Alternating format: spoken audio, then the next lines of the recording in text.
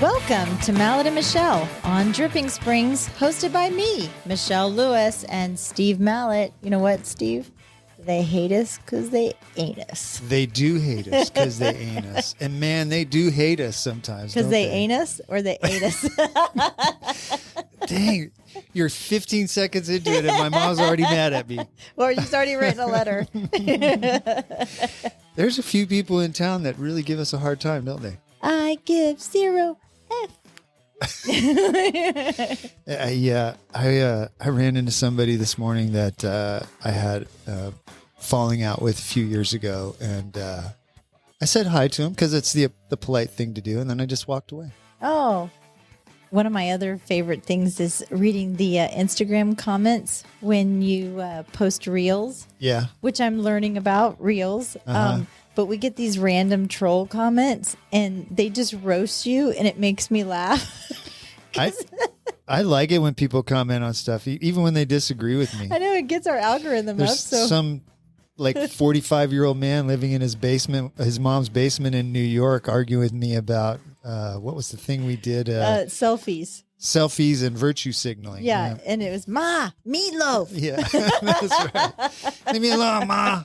Me and my friends are down here. Yeah. Are you going to do any gardening this weekend? No, you didn't say Michelle's. Oh, I didn't. And Michelle Lewis, who will make fun of you until you cry, but will kick anybody's ass that messes with you.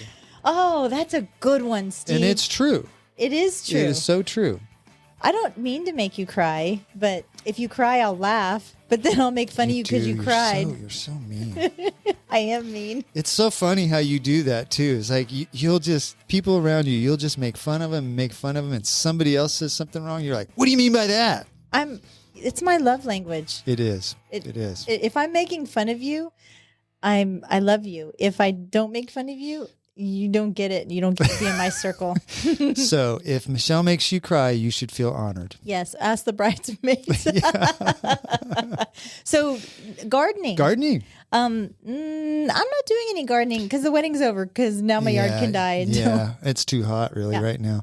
I read an article this week. Austin tops the list for topless and bottomless gardening. No, did you clap these? I got a new soundboard. I'm playing with all the sound effects. I think it sounds itchy. I'm already itching just thinking about it. Why would someone be topless or topless guys? My husband mows the yard without a shirt on all the time, which it pleases all the female neighbors because my husband's very good looking. But the bottomless part, I know. Is somebody gonna up your hoo-ha? Yeah. Austin is the number one city in the country for weird. Naked gardening. That's just weird. And May 7th was World Naked Gardening Day. Thank God I missed that. Yeah. Well, okay, you know what? My yard is beautiful, but it's done fully clothed. It's done fully clothed. Lots of sunscreen. The other cities were Dallas at 16, Houston at 15, Fort Worth at 37, and there's a bunch of prudes in Garland because they were 85th. So in Texas, right? Like where's this is U.S. Austin unseated Miami. Last year Miami was the number one spot for naked gardening in the country. I'm really scratching my head on this one. You'd be scratching your other, you know what?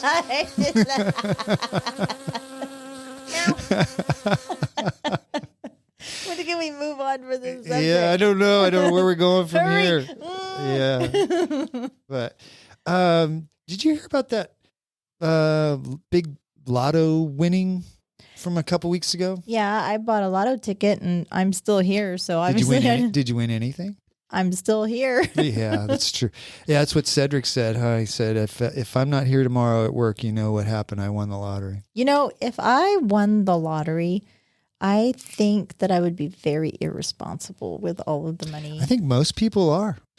There's a lot of stories about people that don't have money and they win the lottery and it just ruins their lives. I think I would like give a lot of it away to my close friends, but then I would not do a very good job of keeping it secret that I won the lottery, because I would. No, you wouldn't. I'm already that person. If I have a drink and we're at the bar, Todd's like, do not buy the bar shots. Have you done that before? Have I not told you the story? No. Of being in Venice Beach. We were in Venice Beach, and I had a cocktail or 7, and Todd went to the restroom, and I ordered these 2 coconut drinks, and they were delicious. And they came in coconuts, and these real good looking police, or I didn't know they were police officers at the time. These guys undercover. They walked into the bar. And I don't even know if I can tell you this story. They walked into the bar. And, Cover your ears, Mom. And they said, "Ooh, what are you drinking?" Now, granted, my husband's at the bar, right? And I said, "It's a coconut. It's brown on the outside and sweet on the inside, like you." Right at that moment, Todd walks up and he goes, "Michelle," and and so. Because I have no filter. And then I bought them all drinks and everything. Found out that they were Dallas police officers. Oh, my gosh. And we had the best time. This is Venice Beach in California? Uh-huh. Yeah. And they were Dallas police officers. Yeah, they were there visiting like we were. Small world. I have a really bad habit of just buying people drinks. And I have like a $500-$600 bar tab. So, and I'm like, did I do that? You are so fun, Michelle. Well, I was reading this article about that lotto winning. It was $1.2 billion. Isn't that insane? It's such a huge amount of money for one person to have. But if you read the article, it talks about how much they actually got. And they still got an ungodly amount of money. But you know who made out the most on that lottery winning? The IRS, right? The IRS and the state and local government. So it's $1.28 billion win, right? Actually, at this point, when this article was written, we didn't know who won it. They take the lump sum, which you're supposed to do, because if you have the lump sum, you can invest it and grow it more than you could if you just took the payments. Oh, okay. So 1.28 billion becomes 747 million lump sum. Okay. 24% of it comes right off the top and goes to the IRS. Okay. 24%. Which is? Well, that takes it down to 567 million. And then that's off the top. And then the IRS, because it puts you in the top tax bracket, takes another 30%, 37%. Off of the 567. Wait a minute, you've already paid taxes off of the IRS don't care. So then, well, obviously 87,000 new IRS agents are going to care. So now you've won 400 and now you have 400 and something chump change $1 million, right? Yeah. Whatever. Okay. So now you invest that. So now, are you having to pay taxes on the money that you're investing? I guess. Of course. The profit. Yeah. If it increases in value, every year. Oh. Yeah. If you go through the state of Illinois got 37 million. And then, so it's it like ends a Ponzi up, scheme. It's a Ponzi scheme. Well, yeah, sort of. So your 1.28 billion ends up becoming 433 million, which is still a ton of money. Yeah. But it would be like if I made a bet with you for $1.28 and then you win and I go, well, here's your 43 cents. And you go, wait, I'm keeping the rest. Don't worry about that. I'm just, our $1.28 bet was not really that. You're going to get a third of it. Well, after this wedding, I have $11 in my bank account right now. So. And you're lucky to have it. But yeah, I'm a little nervous about this 87,000 IRS agents coming in. Not because I cheat on my taxes, but because who understands a damn tax code? I don't understand the damn tax code. It sounds like all math to me. And you and I were having the discussion a while ago about doing the flat tax. And the older I've gotten, and more of the higher up I've gotten in the tax bracket, the more I think that makes sense, because I'll spend 2-3 weeks itemizing crap for my accountant. I know. And you don't really know, right? You and I were talking the other day. We have a client. Mm-hmm. And they're getting married or they lose a loved one. And we go, well, let's send them flowers. Uh-huh. So we send them flowers and say it's $200. And okay, can I write that off? they're friends, but they were clients to begin with, but they're friends. So is that a business expense? Go to jail. So Immediately I know to jail. exactly. I would write it off, but there's probably an IRS agent out there going, well, no, that's a friend. And you're doing that for, I had a friend a couple years ago that was a professional bass fisherman. So he had a full-time job, but he would go to tournaments and, he would win like $5,000 and $10,000 because he was a really good bass fisherman. Well, he bought a brand new boat and it was a $50,000 boat. Well, he wanted to write that off against his winnings. Yeah. The IRS said no. I was like, if it's a business, then you should be able to write that stuff off. Or is it a hobby? But it's not a hobby. If he's making money. Yeah. If he's treating it as a business, well, I'm going to go to this tournament because I can make $10,000 there, and the IRS takes their cut from the $10,000, I should be able to write off the expenses that I have to go earn that $10,000. You're too pretty for jail, Steve. You wouldn't last 2 days. Yeah. I try really hard to do my taxes correctly, but I know that if I took my tax return, which is complicated, but not super. I'm not Donald Trump. Donald Trump's got a super complicated tax return. Mine's complicated, but not bad. If I took it to 10 different accountants, they would come up with 10 different amounts that I owed the IRS, guaranteed. So what drives me nuts is basically the Democrats think that the way to get more money to the IRS is to hire 87,000 people to harass Americans. Pretty much.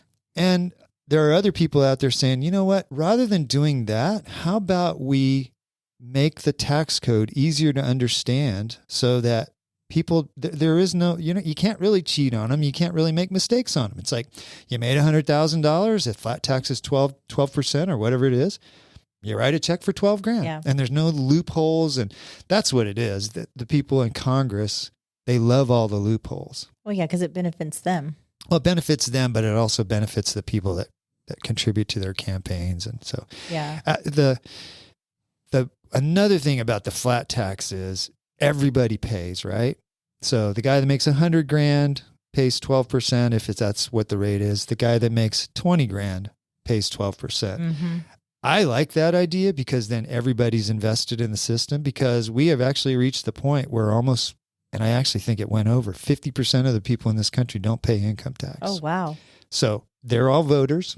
They all put the people in office that support those kind of policies.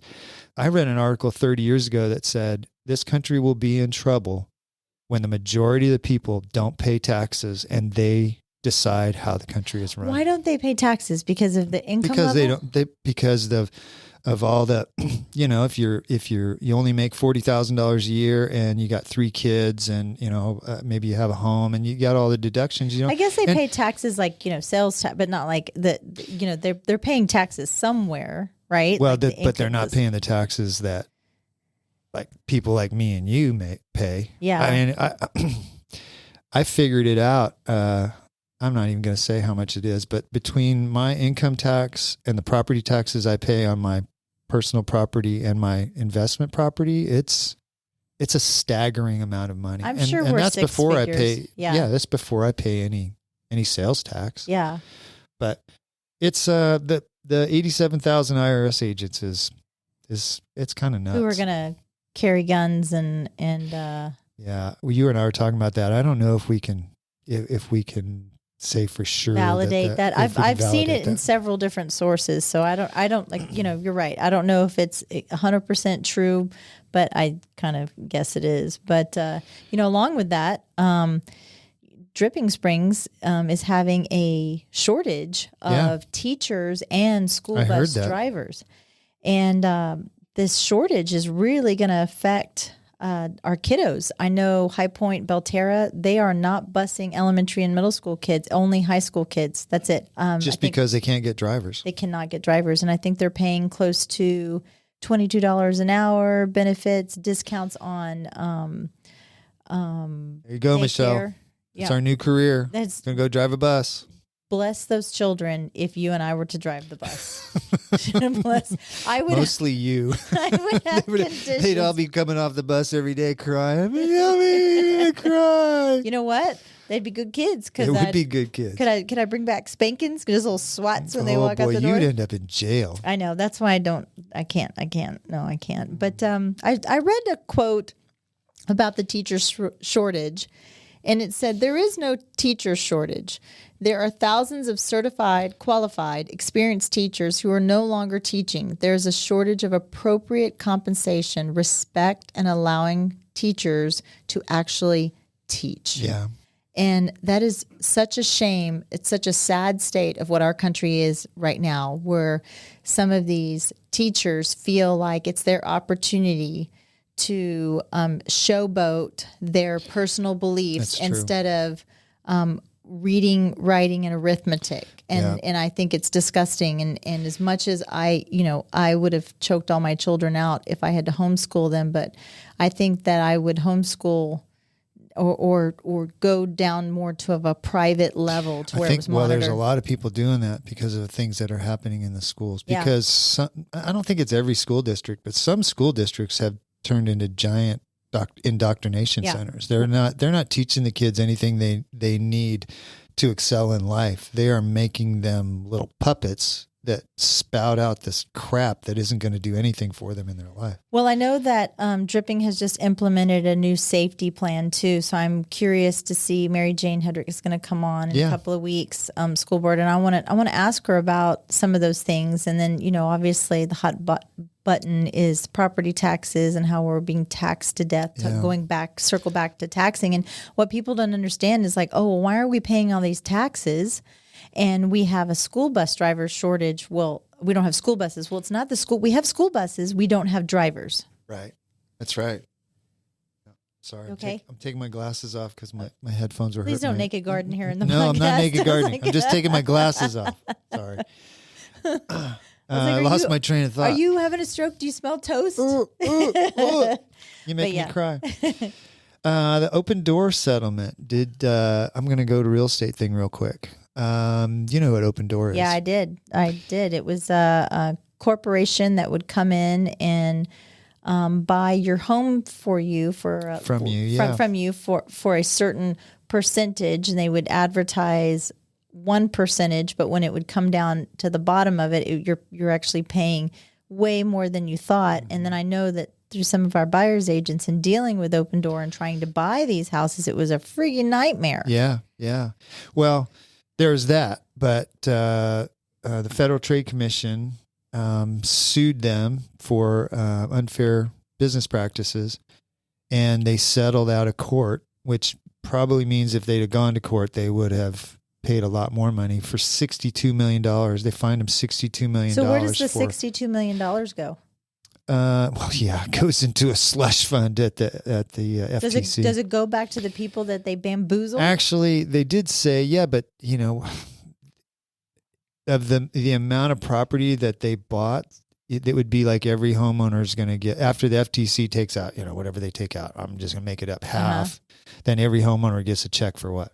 $50, $100. And so this was based on what? Well, the suit, when they sued him because Open Door was saying, not only were they saying we can offer you a quick, easy sale, which actually that little model's not bad. It's like, okay, you inherited your mom's house, needs a little bit of work, needs a little paint, needs a roof. You know what? You don't need to mess with that. We'll just write you a check and you'll be done with it. And now you're not going to get full market value because, we're just taking it from you as is. Well, they were saying, we will pay you more. Don't go to a real estate agent. We'll pay you more than you can get from a real estate agent.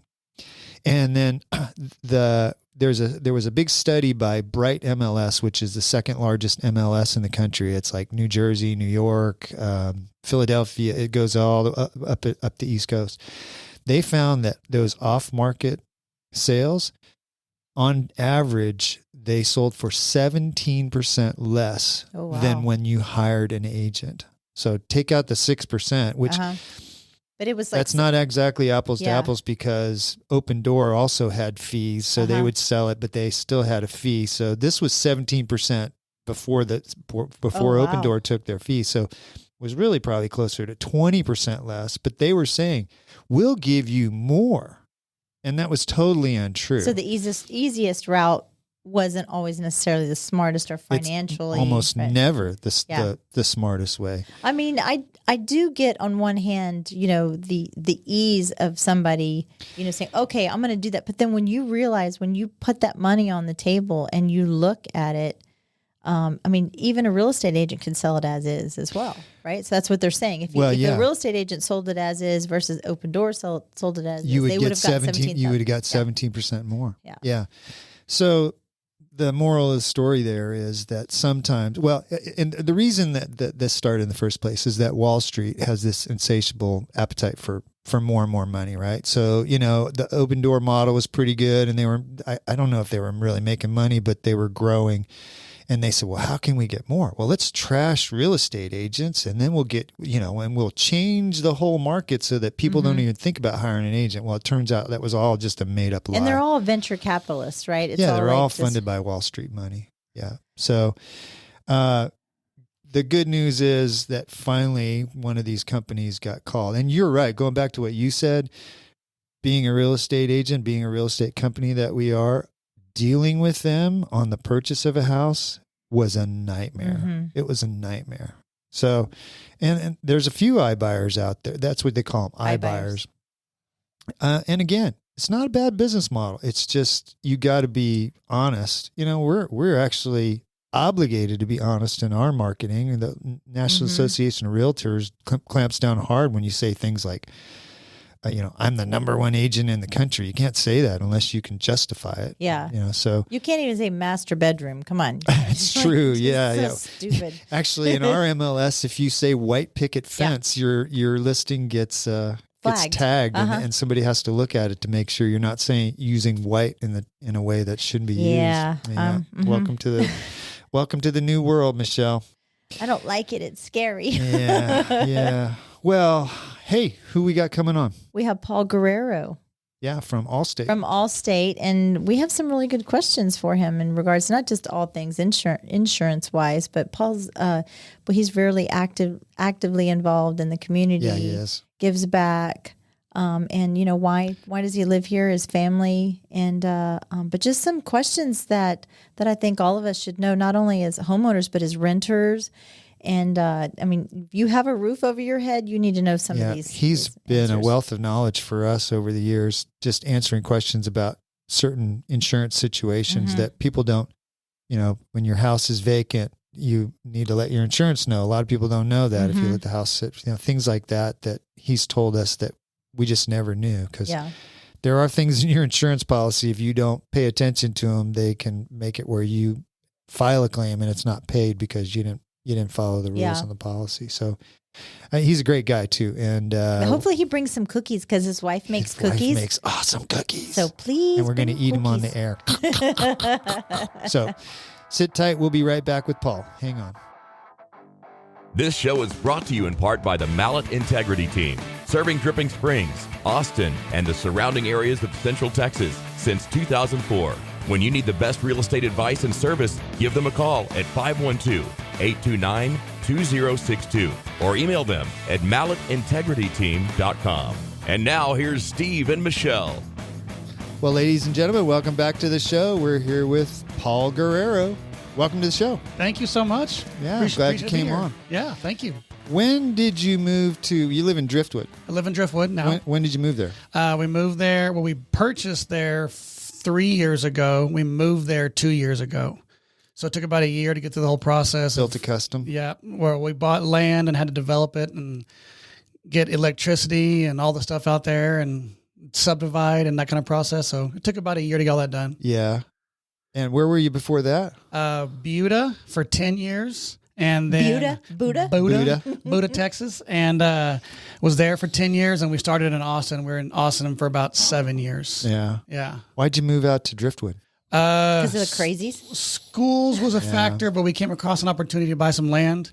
Out there and have kind of my own dream of, we have friends we live next door to now, so we kind of picked our neighbors and are able to get some land and neighbors and their best friends, and so all my kids are surrounded by their best friends now, which is awesome. So it's just a kind of a dream come true opportunity. That's great. I was wondering when that music was going to stop. It just kept going. I I'm playing around with it, Michelle. I got a new soundboard. You got to let me go do my thing. Can I have music every time I talk? Every time? No, this is you. Or this one. Oh, not that one. That's you. The other one. Come on, do it again. Sorry, Paul. No, I'm good. How many acres you got out there? We have 6 acres. We love wow. it. Yeah. So we're on rainwater. So we're trying to talk about. Yeah, we were. I Michelle saw. was saying something about that. Yeah. So did you run out of water? We're since we ran out of water. When we first moved out there, every year we learn more how to use water smart. You know what I mean? So it's just rainwater. It's just rainwater. Oh. So like it's been good years. The last 2 years have been good, but first year I left the pool water on, like filling the pool up overnight and flooded the pool. Second, like a week later, I left the water hose on, feeding the yard. You know, I had like a manual one. I left it on all night long. So like I screwed myself the first year because I kept leaving the water on. This year it just hasn't rained in 4 months, and so that's been a big. It's been a big problem the last couple of years. How much storage do you have? How much? It's a 32,000 gallon tank. That's a lot. But you have 4 daughters. 4 daughters and 15,000 friends. I was going to say, just you hose them all probably off need in the- 60,000 gallons with 4 daughters. Well, we have this like double shower where they all swim and they go into our shower and they take a shower afterwards with swimsuits on and everything, and they just consume water. So we're just getting smarter. So no more grass. We replaced grass with turf now. Oh. So we got rid of that. And then now if I need to fill the pool up, I'll go to dripping and get the water from the dripping thing here. Get a water truck. Yep, I got that. Not a truck, but I got like a big tank. So I fill up the tank and then I take it to the pool. Do you guys do the if it's yellow, let it mellow. If it's brown, flush it down? Oh, no. I learned that from Chuck. That's a water conservation thing. Well, I don't care what that is. That is disgusting. Well, in my family, my kids just don't flush the toilet. See, there you go. It saves yellow, lots whatever. and lots of water. Exactly. It's constantly walking into a bathroom and finding a present right there. Everywhere you go. Like an Exxon bathroom. Exactly. You got 5 bathrooms and you never know what you're going to find. Every time you go to one, you're like, oh, sweet, a new present. So, yeah. Girls are so modest. They are. So how old are your daughters? So Sophie's 14, Genevieve is 11, Reese is 9, and Eden is 6. Dang. Beautiful names. Yeah. Yes. Great. Beautiful names. I picked all of them myself. Did you really? No. Sarah's I just picked Reese because Reese's Pieces is my favorite Reese's candy. Pieces. By the way, you didn't bring us any cookies, man. I did not bring cookies. Paul is known for bringing great cookies that your wife cooks. Yep, homemade cookies. Bakes. My mom was the OG cookie maker. She made cookies in Midland for 30 years for my dad's business. And so we just copied what my dad did for marketing and then brought it to Austin. And now we're kind of famous around town for. I wouldn't say kind of. You're famous. Yeah, your cookies are awesome. I can pretty much get in anywhere I want to go to. All you have is a plate of cookies and a smile. Yeah. They'll let you in. You know, we were at that thing at Dreamland, and you brought a big plate of cookies. And we were in the middle of our meeting, and you had one left, and you kind of offered it around, and I was like trying to get your attention, and nobody wanted it, and you threw it in the trash. I was like, Paul, I'm over here. Always go to Steve for the cookies. Yeah, if you got one left, man, just find me. I'll take it. You got to burn it. You're going to burn it off, so you might as well take it. Try. Do your parents still live in Midland? No, my parents moved here about 10 years ago to Cedar Park. And so they chasing grandkids. My dad sold his Allstate business to my brother. So my brother took over. My dad wanted to be close to grandkids and get away from Midland because, it's Midland. Yeah. We've had a lot of people on the show that grew up in Midland. And went to Tech. You went to Yeah, Tech. went to Oh, Tech. you did? Oh, Yeah. that's right. Yeah. Raider. Yeah.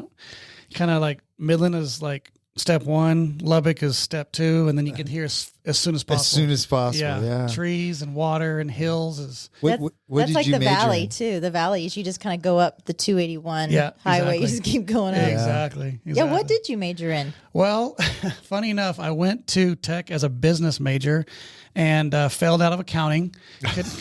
Couldn't do accounting. Math. And then so I transitioned over to political science to become a lawyer. And then after it was all said and done, here I am a business owner.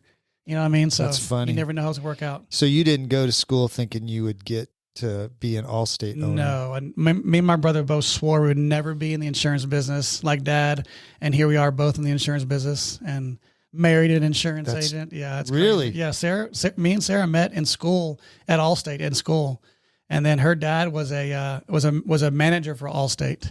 So like it's literally in the blood. It's in the blood. It's literally in the blood. Wow. So It's mayhem. exactly.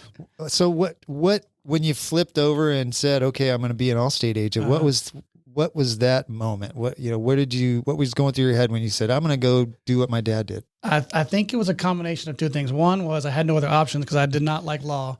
I was going to be reading books all day long. I hated reading books. And so I worked for an attorney for 4 years in college, and I hated the law library. I hated doing case law. So I went to my dad. I was like, well, I guess I'm not doing law school after all. And he was like, well, come work for me for a while and we'll figure something out. And I started looking back on my dad's life, and every football game, every track meet, every sports event I had, my dad was at every single one of them because the flexibility that insurance kind of gives is you can fail or you can work some good hours and then be able to have a life. So I worked with my dad after college for about 2 years. I learned his business from a business perspective, and then I chased a girl to Austin, and she was going to go to law school in Austin, and so I chased her here, and then we broke up like 2 months later, which was great. So it was a great thing. Got me here, away from my comfort zone in Midland, and here I am. So yeah, and the rest is history. Yeah, it's all about the lifestyle. I'm more of a lifestyle person than I am a money person. You know what I mean? Because I want to have I'm able to watch my kids go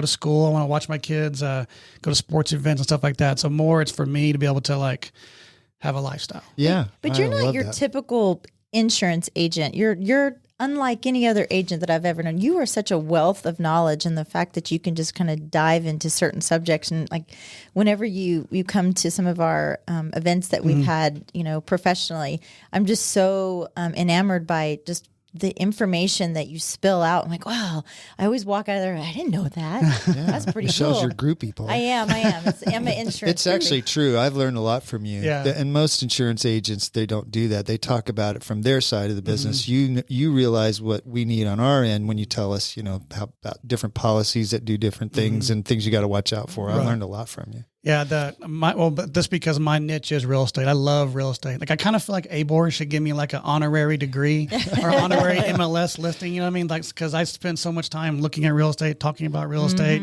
I know when realtors go on vacation, y'all look at houses. As an insurance agent, I look at houses and roofs. I see every time I go on vacation. That's funny. I look at roofs. Where y'all look at houses, and listings. I look at roofs. So what are you looking at when you look at a roof? You that needs replaced. It's holes.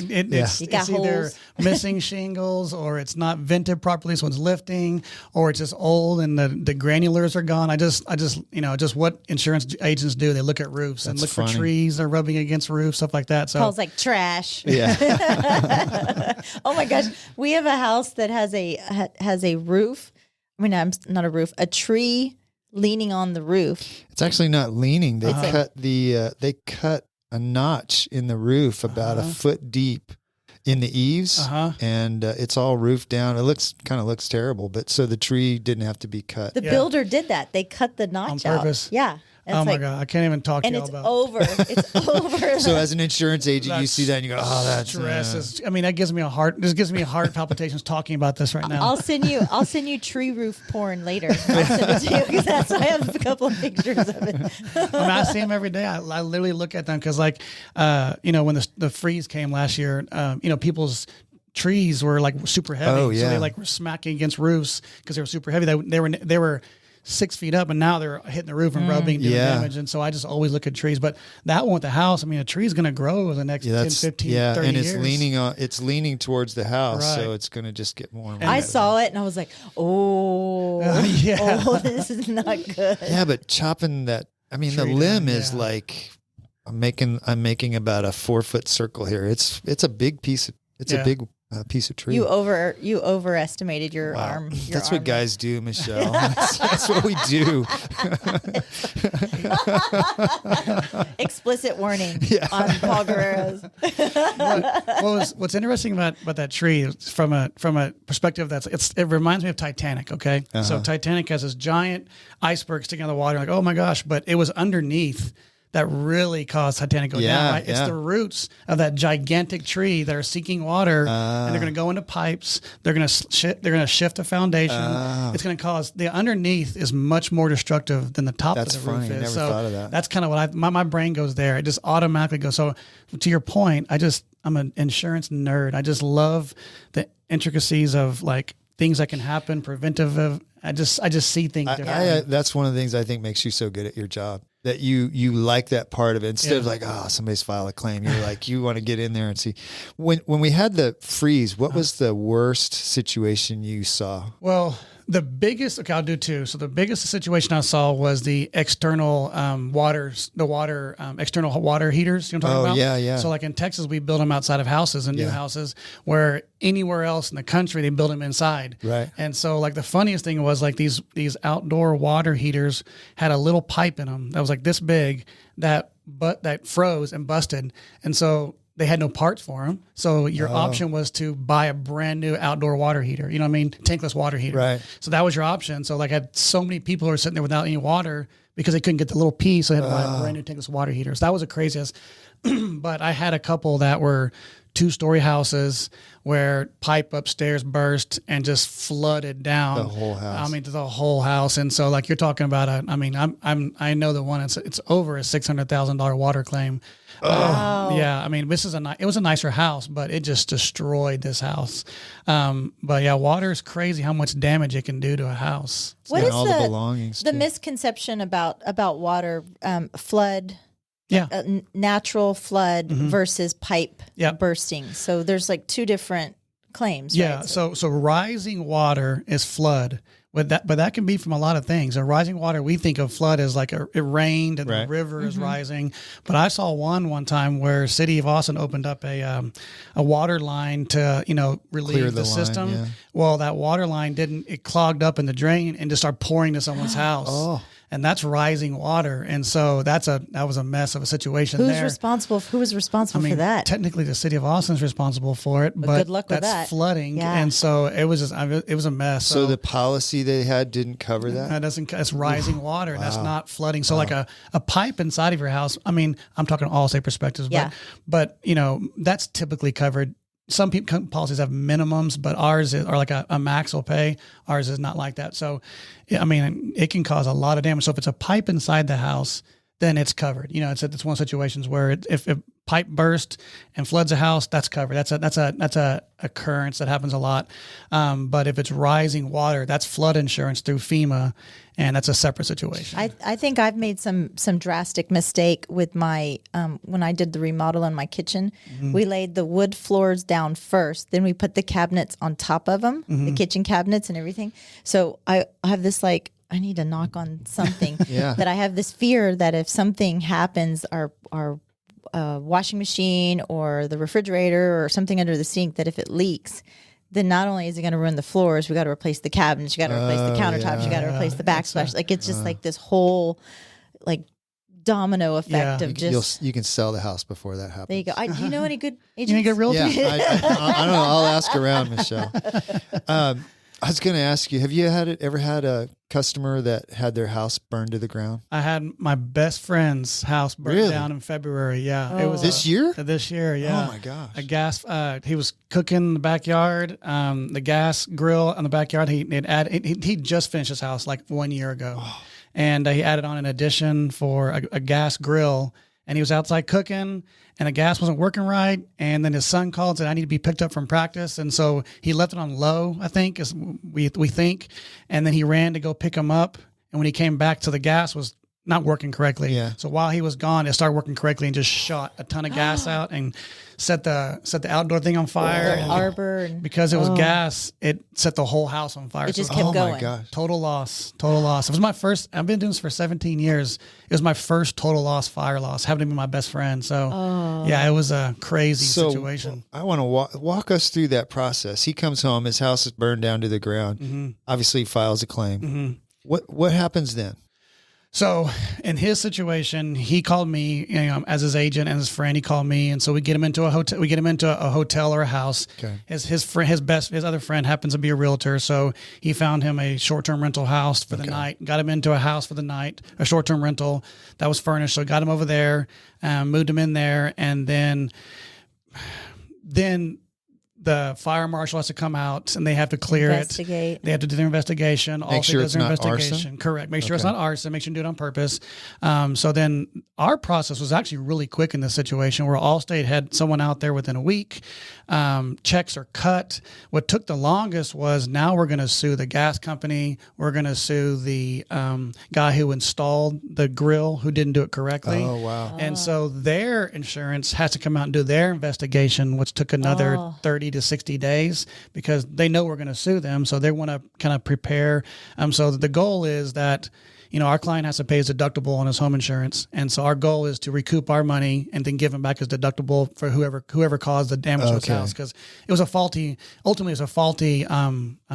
gas system that happened. Yeah. So get him into a house, cut him a check. I mean, and the biggest thing I can tell people when it comes to even flooding situations is a digital inventory of your house, like walking through your house with the phone. You said you do it at Christmas time, I do right? at Christmas time, yeah, because we clear old stuff and, obviously new stuff comes in. So we walk the house with digital inventory and just record everything and save in the cloud and move on. Because do you just you open drawers and closets? Kind of, not really. I don't get too in depth because everyone knows you have jewelry and cups. Right, and you have, silverware and stuff like that. But like I go through my closet and because I'm not a big clothes guy, but I have a couple, hunting outfits I really care about.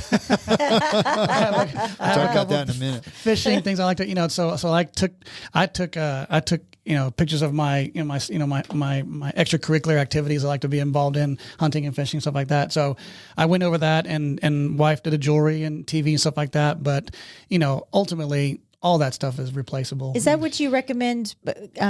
The fires that we recently had here in Dripping Springs and surrounding areas, like if you know that the fires are surrounding you right before you're forced to evacuate, do take some digital, really quick inventory of your house, inside, outside. Yep, that's all. I mean, everything's replaceable. I mean, the only thing we had fires out in Driftwood. Was it 2 weeks ago? And so I told my neighbors, I was like, just do a digital inventory, take your documents you can't replace, like your social security card, and take those out, put them in your car, and then get out of there. Nothing is not replaceable. Yeah. So do those fireproof safes really work? It's a good. Well, his did, and his was in the garage, and so there was a little bit of a smoke damage, a little bit to it, but for the most part, his held up all of it because his safe was in his garage, but it did work for him. So yeah, I wish I could tell that. I know there's different ratings for fireproof safes, but in most situations, in a city of Kyle or city of Buda where his house was at, the fire department is there within minutes. Okay, your insurance is based off this, by the way. The fire department is there within minutes to put the fire out to prevent it going to the neighbors. Realistically, they don't really care about the house itself. They're more concerned about it not spreading. Containment, exactly. And so that's why more damage is done by water than is by fire in most situations.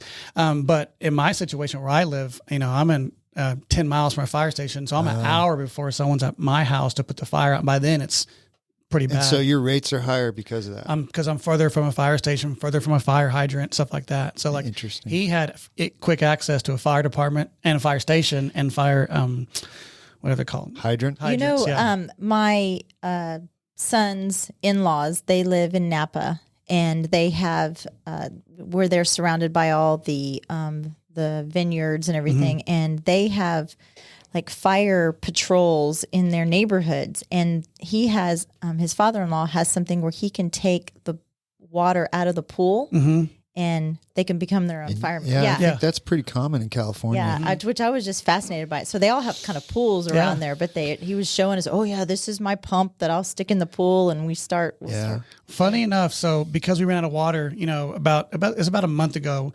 So at first I got a tank and I filled it up here in Dripping, and then I was doing it by like little pumps to pump back into my system. But in the process of all this, I'm all about efficiency.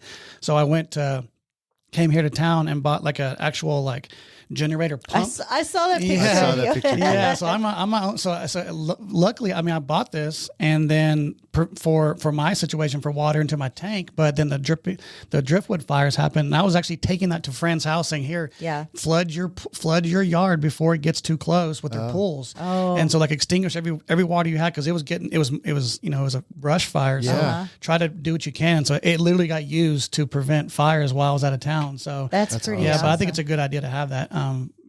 Especially for us people who live kind of, far a little out. bit of land. Remotely. Yeah. Have you ever talked to anybody that had their house burned down to the ground, and after all the chaos of that, when they get a brand new house and all new stuff, they went, "Oh, this worked out okay." Actually, I'm serious. Yeah. No, I mean, think about it. Your house burns down to the ground, Michelle. Your house was built in 2007. Are you advocating I'm something? I'm not. I'm just saying, you get a $50,000 check to go shopping, jewelry, shoes, bags. You get all new stuff. That sounds really good, but the turmoil of it, the trauma. The trauma. It will pass. My house actually caught on fire when I was in high school, and I was a junior or I was a senior, I can't remember. And it was the outlet, and it caught the curtains on fire in our living room. And I remember what you were saying about the water damage. Like we had, of course, back then in the 80s, we had this shag, ugly ass carpet and everything. And water everywhere, just standing water everywhere. Well, then that night they extinguished the fire. Well, they didn't pull the blinds down for whatever reason, and the fire ignited again. So the house caught on fire again that night. But everything smelled like smoke. And so I kind of have like this response to when I smell that smell. It reminded me of that time. You could take it to the dry cleaner or whatever. Of course, my parents didn't share, the insurance money with me. They didn't care. Like, you smell like smoke, Michelle. Yeah. Paul, what's the biggest insurance mistake you think people make?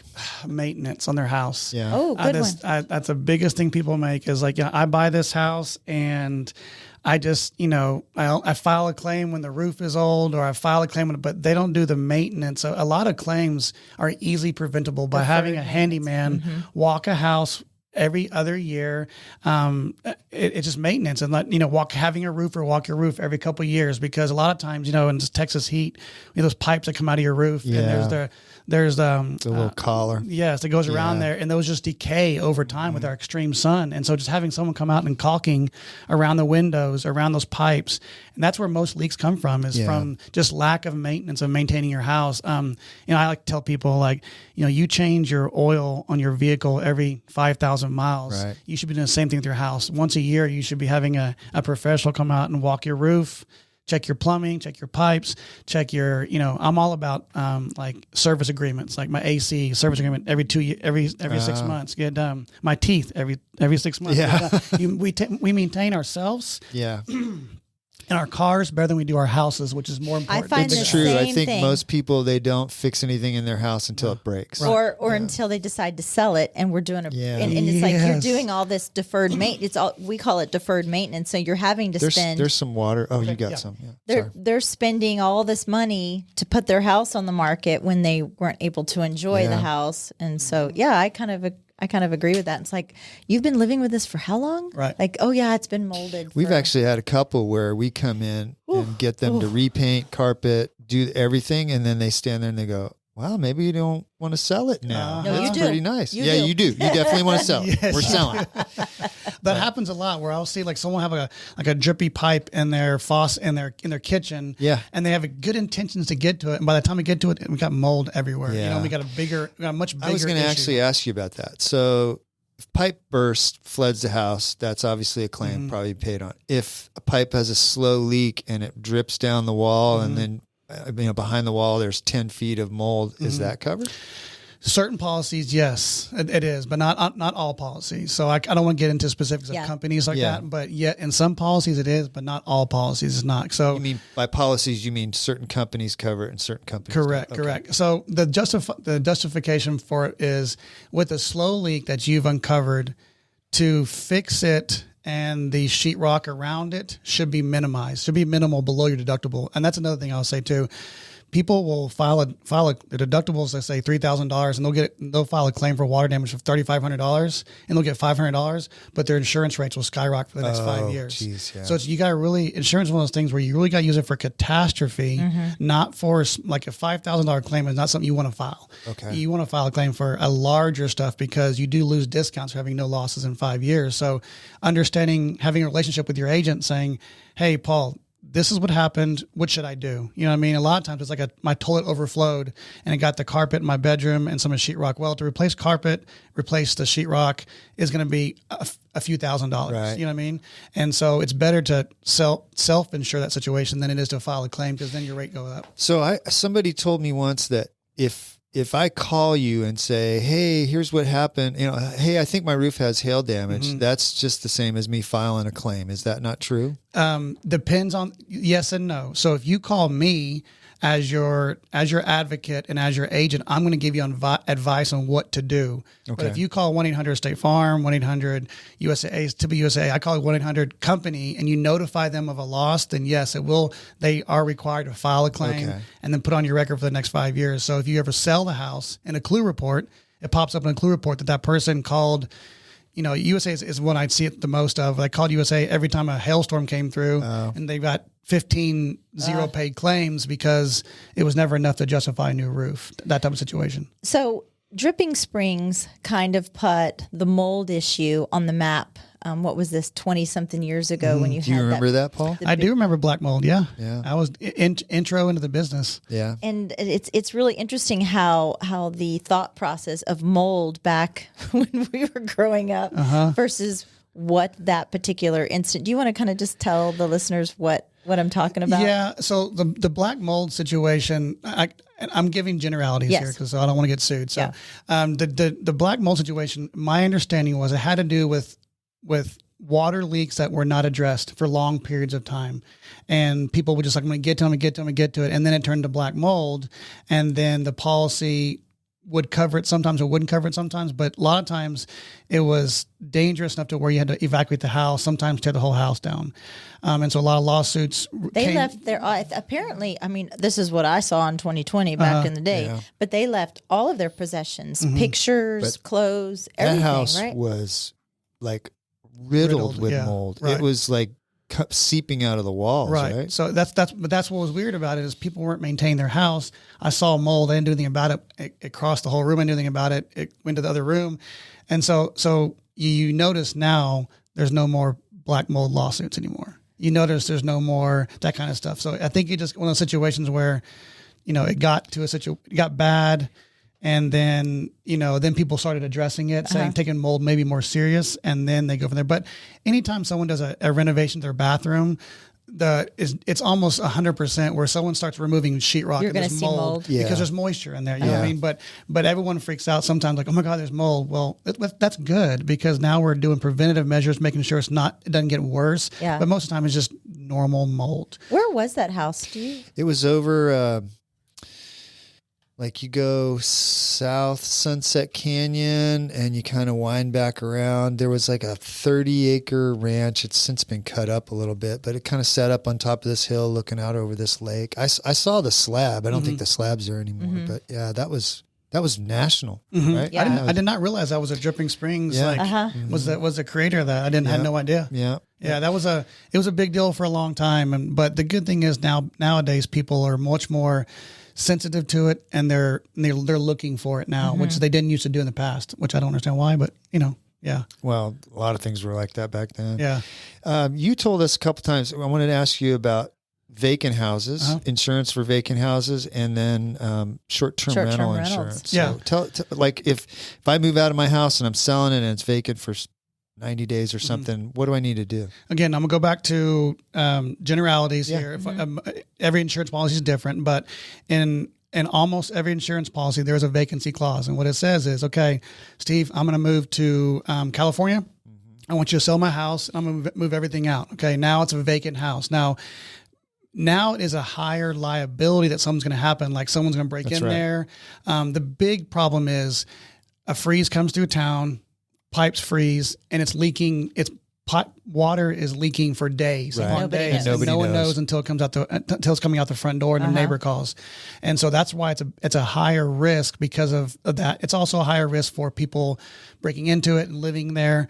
It's a higher risk for vandalism, kids breaking windows and stuff like that. So when a house is vacant, it's a higher liability. So you have to get a vacancy endorsement added to your policy or a vacancy policy. So typically most policies is 30 to 60 days. Some of them can go 90 days, but I think 90 days is probably the most that a house can sit vacant before the policy starts to remove coverages from it. It'll only pay for fire. But I've had situations where client, moved out of the house, movers moved out of the house. They weren't supposed to they weren't supposed to mess with the water, the washer and dryer, and it got left on and just leaked for 3 weeks. And the new buyer shows up 3 weeks later and oh my God, my house is completely flooded. And now we got to go another 90 days because now we're going to do a full reconstruction of the whole house and stuff. I mean, probably longer than that, but the vacancy clause is there because it is a higher risk of loss, and it's typically 30 to 90 days that you have to have something in there. Now there are workarounds. It's staging the house. Okay, which makes it sell better because it looks better. Yeah. Having the house checked on, making sure it's being checked on every. How do you document that? I mean, realistically, one of the claims I saw was they actually went to the neighbors and said, "When's the last time you saw your neighbor?" And there hasn't been anyone in this house for the last months. You know what I mean? But they would probably go to MLS, and MLS says, "Hey, this house is vacant. Come and see it." You know what I mean? They would go to documents like that to determine if it's vacant or not. So they would use tools like that. But if I wanted to prove that the house had been checked on, is that just or somebody walking through with a video or?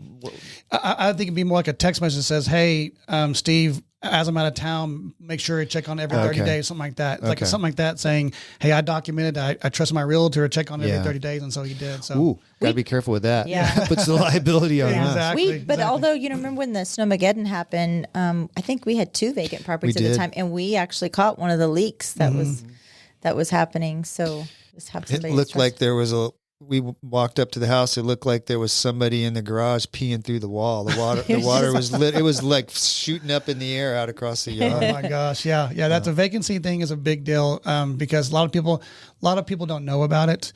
It's a very easy fix. It's either buy a vacancy policy or just it's a relationship with your insurance agent saying, "Hey, this is what's going on." So the vacancy policy is in addition to your regular homeowner's policy? It replaces it. We cancel your home policy and replace it with a vacancy policy, or with some companies, I know you can add the vacancy endorsement to it. Gotcha. So what if we have somebody that moves out and then they're not closing for a week, but the house sits vacant for just a week? That's fine. Perfectly fine. Okay. Yeah, perfectly fine. No, that's not a big deal. It's a normal way Transition of doing business. okay. When it comes to STR, short-term rentals, the big deal about short-term rentals is ACL. The big South weekends by. where I go from making $200 a night to making $2,000 a night. Right. So a short-term rental policy really has a higher liability because more people are coming and going. Right. That's one thing. But the second thing is I want to make sure if my house burns down or has a bad loss to it, that I'm not missing out on a $6,000 weekend because it's ACL. So it pays the fluctuated rates that you're missing out on versus the standard $200 a night rate that you're getting. That's interesting. So do you have to get separate policies? So let's say that you live in your house, not full time, but you're renting it out on the weekends. How does that work? It's just a rider, or is it more complicated, obviously? Again, go back to with Allstate, it is built into our policy that you can rent your house out on the weekends, okay? Now, once you make it a business and you're depending upon that income, we may need to change it up, but the normal Allstate policy pays if you are renting your house out on the weekends, because some people will go to Port A and do house swaps. Right. And then so that kind of stuff happens. That's automatically built in. Again, that's an Allstate. I don't know about everyone else's, but you can rent out your own personal house, no problem. Now, losing the loss of income you're missing out on is a different situation that, dependent. But once it becomes an income generator where it's more of a business, then we need to have a real conversation about, is this a business or is this just a kind of a side gig that you kind of use money to kind of play with? Yeah. So I'm going to need to talk to you about that. Yeah. Soon. Yeah. I'm going to be doing that. But it is a difference. So most people think that you have to have a landlord's policy, which is your standard, like one person living there for a year. Right. But that's a lot less liability than 50 people Sure. coming and going all the time. Yeah. So. Go ahead. Nope. You. I wanted to talk about more of your ministry side and how you have taken on widows Yeah. and like just during kind of short-term catastrophes that we're having, I'm always seeing you out in the community doing something. Yeah. So talk a little about that. So my ministry is widows. So, I've been blessed with everything I need. I've got a beautiful, amazing wife. I got 4 healthy kids. I got a house. I got what I need. I got 15 amazing staff members who are the top, who are the tip of the spear. So they're amazing people. So I have the flexibility to be able to do more than most agents are able to do because of my team. And so my big thing is widows. So I really focus on widows. So if a widow is trying to sell her house and the house is in disarray, then we'll go out there and help them through sacredshare.org is who I work with. And they're a great organization who really focus on widows. So I kind of partner with them. And so if someone says, hey, I'm trying to sell a house and the house is in disarray. I mean, we went to one a few weeks ago and just the vines had taken everything. The pool was just destroyed, backyard was destroyed. So we went back out there and cleaned it all up for her, got it, sprayed it, power sprayed, cleaned the whole thing for her. That way, it would sell for more money. So that's one thing we do. And then Sacred Share also just works with widows. And they're, in the first year of being a widow, you're just distraught. Finances is the finances is the biggest thing people come across, where they don't know where things are drafting out from. They don't know what's being paid for. It's very distraught. So the first year where they really focus on the widows to help them get through the financials, get through, just the daily minutia navigating just the chaos. Yeah. Is this a national charity? I don't know. I know it's local, Sacred Share, but they're great. And then also just, people just need help, and I have the resources to help people. So I like to you'll find me cutting trees down. So when the storm happened, the crazy thing about trees and insurance is if a tree falls on your house and causes damage to your house, then we're going to pay to remove the tree from your house and fix the stuff like that. Right. But if a tree just falls down your yard, it didn't do any damage. And so, if you don't have the resources, or you're a widow and you can't take care of it, then I'll come out there sometimes and help out when I can. That's cool. So I just try to do anything I can to help people who need help. And, it doesn't have to be widows. We did some stuff this past week for backpacks for kids who can't afford backpacks. Yeah. So we did that. So, raising money for that, and then stuffing them full of pencils and stuff like that, which is a great organization. So I have what I need. Now I can help others. You know what I like about that, Paul, is that you're doing that and you're helping all these people, but you're not touting it. Some of the people, they do these great things in the community and they post pictures of themselves. You don't do that. You just go out and help people and just, do good stuff. Yeah, in the you can't community. do good deeds without posting on social media. And, sometimes I think posting on social media about your good deed also offers more of an awareness. It can raise awareness, yeah. but it can be done a certain way to do that. But some people don't do it. They go look at me. All right, great. I'm feeding the homeless. Yeah, right. I had this talk with my pastor. I go to Cypress Creek Church in Wimberley, and I was like, man, I know it says in the Bible, don't, let one hand show what the other hand's doing when it, comes to, giving your tithings and stuff like that. And I don't want to post stuff saying that we're doing good. And he said, it's in the Bible, and I'm not good at quoting that kind of stuff, but you don't put a lampshade over a light, you know what I mean? And you got to let the light shine sometimes. And sometimes in the world we live in and social media, a light is good. Sometimes he goes, so don't not do it are you doing it for you, or are you doing it for the world? You know what I mean? Intent. It's the intent behind exactly. it. That's really good. So I like to do awareness. Hey, this organization is out there. They do a great job, stuff like that. So, well, you do a really good job of that. And I just, Thank you. As long as you just bring me cookies. Exactly. Yeah. It'll be fine. Hey, you mentioned hunting and fishing when we first got on. Do you That's still something that you're big into, right? I'm Steve? not. I actually love fishing. I suck at fishing, but I do love fishing. I haven't gone in 10 years, but do you go? Do you still go pretty often? I do. I have a place out in Junction that I leased for a long time with a bunch of friends. And then this year getting a place in Oklahoma. I'm giving up my Junction and going to Oklahoma where it's all bow. So you have to use a bow there, which I kind of, that's kind of cool. You got to go to Oklahoma and do bows and arrows. Are you a Cameron Haynes fan? No. No, you don't even know who Cameron Haynes is. I don't. Who's that? He's this ultra marathoner, runs 200-mile races. Oh, what a shock he runs. Shut up. Does he run with a bow? No. Oh, this story. He's a really, really famous bow hunter. Like has done like bear hunts and Africa hunts and he's all bow. Okay. 100% bow. But he posts pictures of like traipsing through the wilderness in Alaska, and he like up on this ridge is this gigantic grizzly bear, and it's just him with a bow out in the middle of nowhere, and this 900-pound grizzly bear just checking him out. It's pretty wild. You should follow him on Instagram. Yeah, the story would be much cooler if he's running a marathon. with the bow, being chased by a bear. Yeah, that's cool. They actually have, Steve. There's a good event they have. One of my buddies did it, and you run and then you stop and then you shoot. Yeah. Because you got to get your heart rate down. And you have to hit a target and then you run and then you shoot. It's a biathlon. Yeah, exactly. We used to do that with rifles. Because it started out with skiing. Yeah, you would cross country ski and you'd get to a target and you'd carry the rifle on your back. But then they did it with running, and now they're doing it with bow hunting. The Texas version is you got to jump over rocks, and you got to do this and jump through this, and then calm your heart down and shoot, and then that's got to be really hard. I know it was hard holding the rifle, like your heart rate's going up, you're 160 beats a minute, you're trying to hold the rifle, it's got to be really. You did that before? Oh, I did that a bunch of times. I loved it. That's cool. It was fun. Okay, so my cool factor for Steve just went up just a little bit.